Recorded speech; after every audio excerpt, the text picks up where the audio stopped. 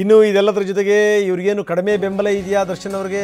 ಹೀಗಾಗಿ ಏನಂದರೆ special public prosecutor ಏನಿದಾರಲ್ಲ ಅವರನ್ನು ಬದಲಾಯಿಸಿ ಎನ್ನುವಂಥ ಒತ್ತಡ ಅದು ಮುಖ್ಯಮಂತ್ರಿ ತನಕ. SPP ಅವ್ರನ್ನ ಬದಲಾಯಿಸಬೇಕು. ಕೆಲ ಪ್ರಭಾವಿ ಸಚಿವರುಗಳು ಶಾಸಕರುಗಳು CM ಮೇಲೆ ಒತ್ತಡ ಹಾಕಿದ್ರು. SPP ಪ್ರಸನ್ನಕುಮಾರ್ ಅವರೇನಾದರೂ ಒಂದು ಕೇಸಿಗೆ ಬಂದರು ಅಂತಂತಂದರೆ ಶಿಕ್ಷೆ ಕಟ್ಟಿಟ್ಟ ಬುತ್ತಿ, ಬಿಡಲ್ಲ ಅವ್ರು ಸುಲಭವಾಗಿ. ಈ CBI ಕೂಡ ಇವರ ನೆರವನ್ನು ತಗೊಳುತ್ತೆ ಅಂತಂದರೆ, ಇವ್ರ ಸೇವೆ ತಗೊಳುತ್ತೆ ಅಂತಂದರೆ ನೀವು ಯೋಚನೆ ಮಾಡಿ, ಅಷ್ಟು ಸುಲಭವಾಗಿ ಬಗ್ಗುವಂಥ ವ್ಯಕ್ತಿತ್ವ ಅಲ್ವೇ ಅಲ್ಲ ಪ್ರಸನ್ನಕುಮಾರ್ ಅವ್ರದ್ದು. ಯಾವುದಾದ್ರೂ ಕೇಸಲ್ಲಿ ವಾದ ಮಾಡಿದರು ಅಂತಂದರೆ ಶಿಕ್ಷೆ ಗ್ಯಾರಂಟಿ. ದೊಡ್ಡವರು ಜೈಲು ಕಂಡಿದ್ದಾರೆ.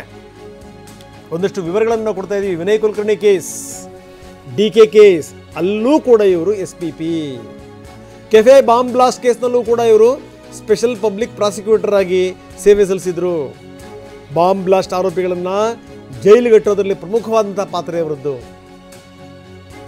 SPP ಬದಲಾವಣೆ, ಪ್ರಸನ್ನಕುಮಾರ್ ಅವ್ರನ್ನ ಬದಲಾಯಿಸಬೇಕು ಅನ್ನುವಂಥ ಒತ್ತಡ ಬೇರೆ ಬೇರೆ ಕಡೆಯಿಂದ ಒತ್ತಡ ಬಂದಿದೆ ಅಂತ ನನಗನ್ಸುತ್ತೆ. ಇಂಥ ಒತ್ತಡಗಳಿಗೆ ಮಣಿಬಾರದು. ಏನಾದರೂ ಈ ರೀತಿ ಒತ್ತಡಗಳಿಗೆ ಮಣಿದರೆ ಅದರ ಪರಿಣಾಮ ಬೇರೆ ರೀತಿಯಲ್ಲಿರುತ್ತೆ. ಕೆಟ್ಟ ಹೆಸರು ಬರುತ್ತೆ ಸರ್ಕಾರಕ್ಕೆ. ಈಲ್ಡ್ ಆಗ್ಬಿಟ್ರು ಅನ್ನುವಂಥ ಒಂದು ಅಪವಾದ ಬರುತ್ತೆ. ಯೋಚನೆ ಮಾಡಬೇಕು ಸರ್ಕಾರದವರು.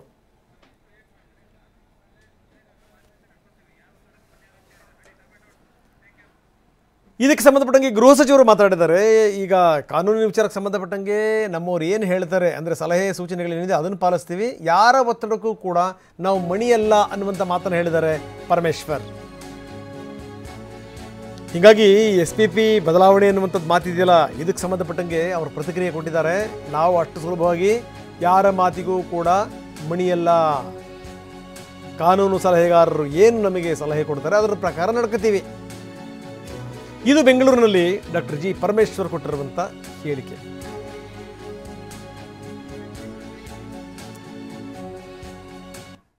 ನಮಗೆ ಅದಕ್ಕೆ ಈ ಕೇಸಿಗೂ ಸಂಬಂಧ ಇದ್ದರೆ SIT ನೋಡ್ಕೊಳ್ಳುತ್ತೆ.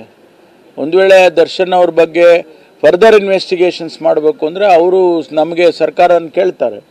ಕೇಳಿದಾಗ ನಾವು ಅದೇನು ಅವರು ಯಾವ ಕಾರಣ ಕೊಟ್ಟಿರ್ತಾರೆ ಅದೆಲ್ಲ ನೋಡಿಕೊಂಡು ತೀರ್ಮಾನ ಮಾಡ್ತೀವಿ. ಸ್ವಾಭಾವಿಕವಾಗಿ ಇಂಥ ಸಂದರ್ಭದಲ್ಲಿ ಅವೆಲ್ಲ ಮನಸ್ಸಿಗೆ ಬರೋದು ಸ್ವಾಭಾವಿಕ. ಅದನ್ನು ಪೊಲೀಸ್ನವರು ಯಾವ ರೀತಿ ತಗೊಳ್ತಾರೆ ನೋಡಬೇಕು. ಒಂದು ವೇಳೆ ಇನ್ವೆಸ್ಟಿಗೇಷನ್ ಅದನ್ನು ಇದರ ಜೊತೆಯಲ್ಲೇ ಮಾಡಬೇಕು ಅನ್ನೋದಿದ್ದರೆ ರೀಓಪನ್ ಮಾಡಬೇಕಾಗುತ್ತೆ. ಅದನ್ನು ಅವರು ನಮಗೆ ಕೇಳ್ತಾರೆ, ಸರ್ಕಾರಕ್ಕೆ ಕೇಳ್ತಾರೆ. ಅವಾಗ ನಾವು ಇನ್ನು ಇದಕ್ಕೆ ಸಂಬಂಧಪಟ್ಟಂಗೆ ಚಲುವರಾಯಸ್ವಾಮಿ ಪ್ರತಿಕ್ರಿಯೆ ಕೊಟ್ಟಿದ್ದಾರೆ. ಕೃಷಿ ಸಚಿವ ಚಲುವರಾಯಸ್ವಾಮಿ, ಈಗ ನೋಡಿ ಕಲಾವಿದ ಅಂದಾದಮೇಲೆ ಎಲ್ಲರ ಜೊತೆಗೆ ಸ್ನೇಹ ಪ್ರೀತಿ ಇದ್ದೇ ಇರುತ್ತೆ. ಆದರೆ ಕಾನೂನು ಏನಿದೆಯಲ್ಲ, ಕಾನೂನು ಎಲ್ರಿಗೂ ಒಂದನೇ.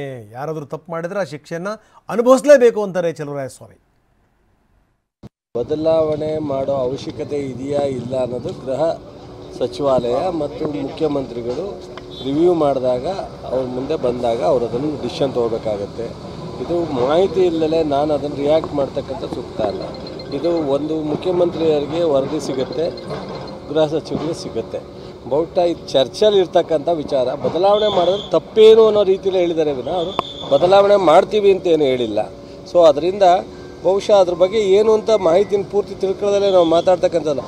ಬೈ ಚಾನ್ಸ್ ಯಾವುದೇ ಸರ್ಕಾರ ತೊಗೊಂಡ್ರೂ ಮುಂದಾಲೋಚನೆ ಇಟ್ಕೊಂಡು ಈ ಕೇಸಿನಿಗೆ ಶಕ್ತಿ ಕೊಡ್ತಕ್ಕಂಥ ಕೆಲಸವನ್ನು ಮಾಡ್ತೇವೆ. ಸರ್ಕಾರ, ಇಲಾಖೆ, ಇನ್ವೆಸ್ಟಿಗೇಷನ್ ಸಂಸ್ಥೆ ಯಾವುದೇ ಕಾರಣಕ್ಕೆ ದಾರಿ ತಪ್ಪುವಂಥ ಕೆಲಸ ಮಾಡಲ್ಲ. ಈ ಕೇಸ್ನ ಅಲ್ಲಾಡಿಸೋದಕ್ಕೆ ಸಚಿವರುಗಳು ಒತ್ತಡ ಹಾಕ್ತಾರೆ ಪ್ರಸನ್ನಕುಮಾರ್ ಬದಲಾವಣೆಗೆ ಅಂತ ಇಲ್ಲ, ಯಾವುದೇ ಕಾರಣಕ್ಕೆ ಆ ಒತ್ತಡ ನನಗೆ ತಿಳಿದಿರೋ ಮಾಹಿತಿ ಪ್ರಕಾರ ಯಾವ ಮಂತ್ರಿಗಳು ಸಹ ಇದರಲ್ಲಿ ಇನ್ವಾಲ್ವ್ ಆಗಿಲ್ಲ, ಒತ್ತಡ ಮಾಡುವಂಥ ಪ್ರಯತ್ನ ಮಾಡ್ತಾ ಇಲ್ಲ. ಮತ್ತು ಯಾವುದೇ ಕಾರಣಕ್ಕೂ ನಮ್ಮ ಸರ್ಕಾರ, ಮುಖ್ಯಮಂತ್ರಿಗಳು ಈ ಒತ್ತಡಕ್ಕೆ ಮಣಿಯಲ್ಲ. ಅಂದರೆ ಈ ಕೇಸಲ್ಲಿ ಸರ್ ಒಂದು ರೈಟ್ ಟ್ರ್ಯಾಕಲ್ಲಿ ಇದೆ ಅಂತೇಳಿ ಸಾರ್ವಜನಿಕರು ಕೂಡ ಭಾವಿಸಿದ್ರು. ಅಂದರೆ ಇದನ್ನು ಶಿಕ್ಷೆ ಆದರೆ ಒಂದು ಸ್ಪಾಟ್ ಆಗುತ್ತೆ. ಈಗ ಇವತ್ತು ನಿಮ್ಗೆ ಅನಿಸಿದೆ ಅಲ್ವಾ, ಇನ್ನೊಂದು 4 ದಿವಸ ನೋಡಿ ರೈಟ್ ಟ್ರ್ಯಾಕೆಲ್ಲ ಹೋಗುತ್ತೆ, ಆರೋಪಿಗೆ ಶಿಕ್ಷೆ ಆಗುತ್ತೆ. ಸೊ ನನಗೆ ಅದು ಕೋರ್ಟ್ ಕೊಡಬೇಕಾಗಿರೋದು, ನಾನಲ್ಲ. ಸೊ ಅದರಿಂದ ಕೋರ್ಟ್ ತೀರ್ಮಾನಕ್ಕೆ ನಾವೆಲ್ಲರೂ ತಲೆಬಾಗ